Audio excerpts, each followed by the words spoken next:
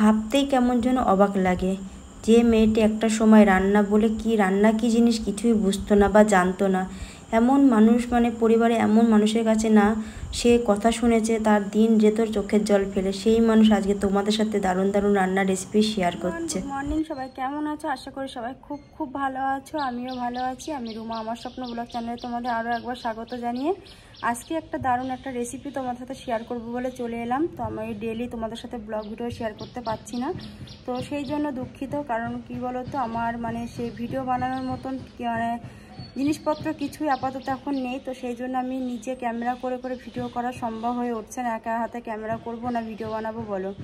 তো সেই জন্য যেহেতু ছেলেমেয়েও স্কুলে চলে যায়, তোমাদের দাদাভাইও চলে যায় কাজে, তো আমি কি করে একা একা করবো সেটাই বলো। তো সেই জন্য আমার ডেলি ভিডিও তোমাদের সাথে দেওয়া হয় না। তো তোমরা যদি কমেন্টে জানাও, তো তোমরা যদি আমার ডেলি ব্লগ যদি দেখতে চাও কমেন্টে জানাবে, তাহলে আমি চেষ্টা করব তোমাদের সাথে ডেলি ব্লগ মানে ব্লগ ভিডিও দেওয়ার জন্য শেয়ার করার চেষ্টা করব। তো আজকে একটা দারুণ একটা রেসিপি তোমাদের শেয়ার করব ভাবলাম। তো অনেক কদিন যেহেতু ভিডিও দেওয়া হচ্ছে না, তো ভাবলাম একটা আজকে রান্নার একটা রেসিপি শেয়ার করি।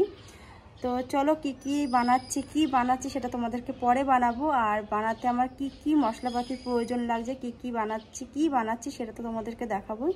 তো চলো দেখিয়ে দিই কি আছে। আজকের ওয়েদারটা দেখো, পুরো একদম চারিদিকটা দেখো, পুরো রোদ, একদম চারিদিকে খাকা পড়া রোদ দূর। আর সেই মানে লেভেলটা দেখেছো? কেউ বলবে দুটো দিন আগে যে এই পরিমাণে যে বৃষ্টি হলো কটা দিন, তো চারি সাইড পুরো জলমল বেঁধে গেছিলো। কিন্তু এখন দেখো ওয়েদারটা পুরো দেখো, পুরো চারিদিকটা পুরো সেই রোদের খাকা পড়া লাগছে একদম। তো যাই হোক, অনেক কিছু বলে ফেলাম। তো চলো এবার রান্নায় কি লাগছে তোমাদেরকে দেখিয়ে লাগছে। প্রথমে যেটা আমার সব থেকে প্রয়োজন সেটা হলো সয়াবিন। তো সয়াবিনটা কিন্তু আমি আধা ঘন্টা ভিজিয়ে রেখেছিলাম। ভিজিয়ে রাখার পর এটা আমি মিক্সচারে পেস্ট করে রেখেছি, দেখতে পাচ্ছ কিরমভাবে পেস্টটা করেছি। আর তার সঙ্গে লাগছে আমার এখানটাতে কুচনো লঙ্কা, কুচনো আদা কুচি, কুচনো পেঁয়াজ কুচি, তার সাথে কিন্তু এখানে আছে এটা হচ্ছে মেথি পাতা রয়েছে। এটা আমার এর সাথে মাখাতে মানে ম্যাশ করার জন্য কাজে লাগবে। তার সাথে আছে একটা ডিম। আর মশলার জন্য লাগছে আদা, লঙ্কা, পেঁয়াজ, রসুন, টমেটো, যা যা লাগে আর কি। আর এর সাথে কিন্তু আমি আরেকটা জিনিস অ্যাড করবো, সেটা হচ্ছে চালের গুঁড়ো। তো চালের গুঁড়োটা আমি এখানে দেখাতে পারছি না তোমাদেরকে, তো চালের গুঁড়োটা আমি পরে তোমার সাথে শেয়ার করছি।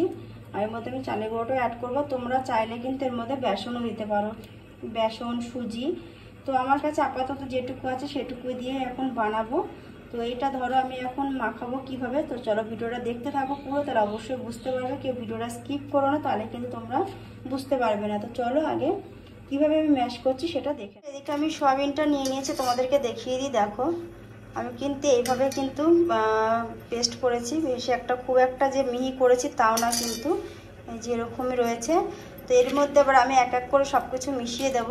তো এখানে আছে লঙ্কা কুচি, আদা কুচি, পেঁয়াজ কুচি, আর এখানে আছে কিন্তু মেথি পাতা। তো এইগুলো সমস্ত কিছু আমি একবার এর ভেতরে দিয়ে দেবো।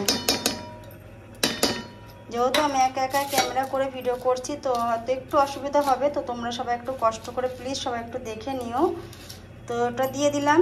তো এর মধ্যে এবার আমি অ্যাড করব চালের গুঁড়োই। দেখো আমি কিন্তু চালের গুঁড়ো এখানে আমি 3 চামচ মতন চালের গুঁড়ো নিয়েছি। তো তোমরা তোমাদের পরিমাণ মতন নিয়ে নেবে, তোমরা যে যতটুকু বানাবে ততটুকু পরিমাণ তোমরা কিন্তু এর মধ্যে অ্যাড করবে।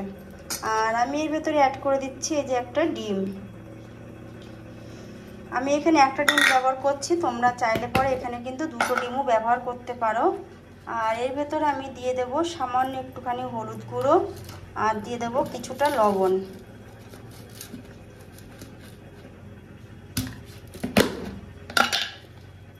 তো আমি এর মধ্যে কিছুটা লবণ দিয়ে দিলাম। তো এটাকে আমি এবারটা হাতের সাহায্যে এটাকে কিন্তু ভালো করে মেখে নেব।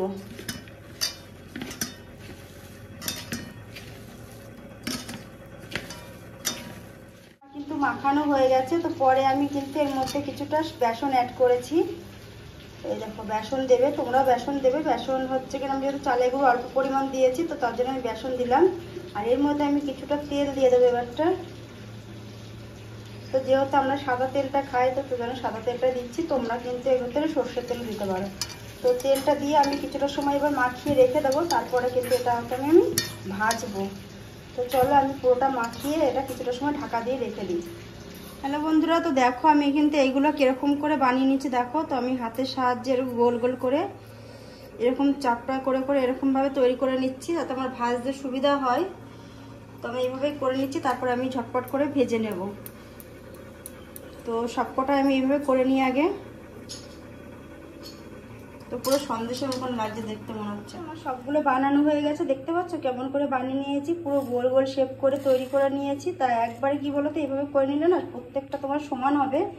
তো সেই জন্য আমি একবারেই করে নিয়েছি। আর এদিকে আমি তাওয়া বসিয়ে দিয়েছি, কারণ আমি এগুলো কিন্তু ভাজাটা তাওয়ার উপরে করে করবো যাতে আমার উল্টাতে বা ভাজতে আমার সুবিধা হয়। তো সেই জন্য আমি তাওয়া নিচ্ছি। আর তোমাদের যদি কাছে যদি ননস্টিকের কড়াই থাকে তাহলে তোমার ননস্টিকের করলে সুবিধা হয়, কেন কড়াই কি বলো তো একটু দোপ টাইপের তো হয় না। তো যেহেতু তাওয়াটা একটু গরম হয়ে গেলে আমি তেল দেবো, তারপর এক এক করে ভাজাটা আরম্ভ করব। এতে গেছে আমি তেলটাও দিয়ে দিয়েছি যাতে একসাথে তেলটা বা তাওয়াটা দুটোই গরম হয়ে যায়। তো এরপর আমি এক এক করে যেগুলো করে রেখেছি তো আমি এক এক করে পাশ থেকে দিতে থাকবো, কারণ আগে মাঝখানে দেবো না, যেহেতু মাঝখানে তেলটা রয়েছে। তো তাহলে কি হবে বলো তো, আগে তাহলে মানে ওটা বেশি ভাজা হয়ে যাবে। তো আমি এই জন্য এরকম এক এক করে আমি দিয়ে দিচ্ছি।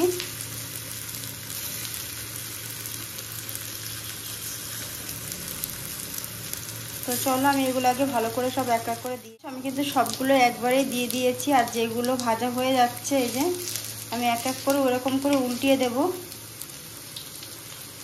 আর গ্যাসের মিডিয়ামটা কিন্তু সবসময় কিন্তু গ্যাসটা সবসময় কিন্তু মিডিয়ামে রাখবে, নাহলে কিন্তু মানে হাই ফ্লেমে দিয়ে রাখলে কিন্তু এগুলো তাড়াতাড়ি পুড়ে যাবে আর তোমার কিন্তু ভাজাটা পুরোপুরি হবে না। ভাজা কিন্তু হয়ে গেছে, এরকম লাল লাল করে ভেজে নিয়েছি। তো দেখতেই পাচ্ছ অনেকটা কিন্তু ফুলেছে, দেখেছো কত সুন্দর ফুলেছে। আর বাকি যে কটা ছিল সেই কটা ভেজে নিচ্ছি, এই যে আর এই কটা আছে। তো চলো আগে সবগুলো ভাজা কমপ্লিট। কড়াই বসিয়ে দিয়েছি, তার কারণ আমার কিন্তু তোমরা এর আগে আমি মাছ রান্না করেছি, তো সেই মাছের কড়াইতে রান্নাটা করে নেব। তো কড়াই যেহেতু তেতে গেছে তো কড়াইয়ের ভেতরে আমি তেল দিয়ে দিলাম। আর আমরা কিন্তু সাদা তেলটা খাই, রাইস ব্র্যান্ড অয়েল। তোমরা চাইলে সর্ষের তেল দিয়েও বানাতে পারো, যে যেটা পছন্দ করো। তো কড়াই যেহেতু তেতে গেছে কড়াইতে তেল দিয়ে দিলাম। তো আমি কিন্তু কড়াইতে কিন্তু ফোড়ন কিছুই দেব না। তো এই তেলের মধ্যে যেহেতু এটা একটা মানে গ্রেভি টাইপের হবে, তো আমি তার জন্য কিন্তু যে মশলাটা করে রেখেছিলাম সেই মশলাটা কিন্তু এবার আমি দিয়ে দেব। তো তোমরা তো দেখেছিলে আমি কি কি মশলা করেছিলাম, আদা, পেঁয়াজ, রসুন আর লঙ্কা, টমেটো, ব্যাস এই কটাই আমি পেস্ট করে রেখেছি এই মশলা। আর কোনো মশলা কিন্তু আমি ব্যবহার করছি না। তো টমেটোগুলো দেখতে পাচ্ছ আমি কিন্তু টমেটোগুলো খুব একটা পেস্ট করিনি মিহি করে। তো এটাকে আমি একটুখানি মানে নাড়াচাড়া করে নেব। তারপরে আমি এর মধ্যে হলুদ, লবণ যা যা লাগবে সবগুলোই এক এক করে কিছুটা সময় ধরে কষিয়ে নিয়েছি সামান্য। তো এরপর আমি এক এক করে হলুদ, লবণগুলো অ্যাড করে দেবো যতটুকু প্রয়োজন, তো ততটুকু করে দিয়ে দেবো। তো আমার হলুদ গুঁড়োটা দেওয়া হয়ে গেছে, এবার আমি লবণটা দিয়ে দিচ্ছি। লবণটা স্বাদ মতন দেবে, যেহেতু আমি এটা ঝোল টাইপের করবো না, একটু মাখা মাখা টাইপের হবে। তো সেই জন্য আমি অল্প পরিমাণে লবণ দিলাম। আর একটা জিনিস, তোমরা কিন্তু এর মধ্যে শুকনো লঙ্কা, যদি কালারের জন্য তোমরা শুকনো লঙ্কা ব্যবহার করতে পারো, যেহেতু আমি শুকনো লঙ্কাটা পছন্দ করি না ওই জন্য আমরা শুকনো লঙ্কা ব্যবহার কিন্তু এর ভেতরে করছি না। তো আবারও আমি কিছুটা সময় ভালো করে মশলাটাকে কষিয়ে নেবো যতক্ষণ না মশলা থেকে তেল ছেড়ে যাচ্ছে।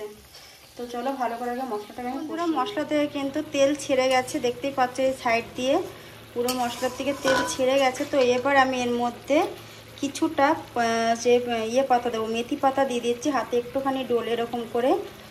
তো যেহেতু আমি এর আগে মেথি পাতা একটু দিয়েছিলাম তো সামান্যই দিচ্ছি, বেশি একটা দেবো না। তো দিয়ে এটাকে আমি আরও কিন্তু প্রায় 10 মিনিট ধরে এখনও কষাবো। মশলাটা পুরো একদম শুকনো শুকনো টাইপের করে নেব। তো ততক্ষণ ধরে মশলাটাকে কিন্তু আমি ভালো করে আরও কষিয়ে নেব। পুদিনা মেথি পাতা দিলে একটা বেশ সুন্দর একটা স্মেল বেরোয়, আর একটা বেশ দারুণ একটা বাসনা হয়। তো সেই জন্য টেস্টটাও একটু ভালো লাগে। তো সেই জন্য কিন্তু মেথি পাতাটা তোমরা ব্যবহার করতে পারো, খুব সুন্দর লাগে। তো মেথি পাতাটা আমি খুবই পছন্দ করি, সব কিছু রান্নাতেই মোটামুটি মেথি পাতাটা ব্যবহার কিন্তু করি। তো দেখতেই পাচ্ছ কালারটা কিন্তু অসাধারণ এসছে। তো তোমরা ক্যামেরায় কতটা বুঝতে পারছো আমি জানি না, কিন্তু খুব সুন্দর একটা কালার এসছে। আর মেথি পাতা দেওয়ার জন্য স্মাইলটা বেশ, স্মেলটা খুব একদম পুরো কষানো পুরো কমপ্লিট। তো দেখতেই পাচ্ছ পুরো মশলা আমার দিকে কমপ্লিট হয়ে গেছে কষানো। তো এবার আমি এর মধ্যে কিন্তু জল ব্যবহার করছি। তো আমি অল্পই জল দেব, তার কারণ যেহেতু এটা একটু মাখা মাখা টাইপের হবে, তো অল্প পরিমাণে জল দিয়ে দিয়েছি। তো এটাকে আমি এবার ফুটতে দেবো কিছুটা সময়। ফুটে যখন উঠবে তখন কিন্তু আমি এক এক করে সয়াবিনের যে কোপ্তাগুলো বানিয়ে রেখেছি সেগুলো কিন্তু এরপর আমি একটা করে দিয়ে দেবো। তো তোমাদেরকে তো বলাই হয়নি যে আমি কী বানাচ্ছি। আমি কিন্তু আজকে বানাচ্ছি সয়াবিনের কোপ্তা। তো যেহেতু আমি এটা দিয়ে দিয়েছি, তো এবার আমি এটাকে ঢাকা দিয়ে রাখবো কিছুটা সময়। যেহেতু ফুটে উঠেছে, আমি এর মধ্যে এক এক করে বড়াগুলো সব দিয়ে দেবো। তার কারণে এগুলো একটু ধরো কী বলো তো, সিদ্ধ হওয়ার ব্যাপার আছে। তো যেহেতু তাড়াতাড়ি করে দিয়ে দিচ্ছি, কারণ একবারেই সব ঢেলে দিলাম। দিয়ে এটাকে আমি আবারও কিন্তু 10 মিনিটের জন্য ঢাকা দিয়ে রাখবো। যেহেতু ঝোলটা দেখতে পাচ্ছ অনেকটাই আছে, এতটা ঝোল তো যেহেতু থাকবে না। তো চলো একবারে নামিয়ে তোমাদের সামনে আবার ফিরে আসছি। আমার রান্না হয়ে গেছে। তো কেমন লাগলো আজকে রেসিপিটা তোমরা অবশ্যই কমেন্টে জানিও। যদি ভালো লেগে থাকে লাইক শেয়ার কমেন্ট অবশ্যই কিন্তু করো। আর দেখতেই পাচ্ছ এই যে কমপ্লিট। আমি কিন্তু ঝোলটা করিনি, মাখা মাখা টাইপেরই করেছি। তো এরকম ধরনের রান্না রেসিপি পেতে গেলে তোমাদের কিন্তু অবশ্যই চ্যানেলটিকে সাবস্ক্রাইব করে রাখতে হবে। আর কমেন্টে কিন্তু অবশ্যই জানিও কেমন লাগলো, জানাতে ভুলো না। আবার দেখা হচ্ছে নেক্সট ভিডিওতে। ততক্ষণ সবাই ভালো থেকো, সুস্থ থেকো। Bye bye.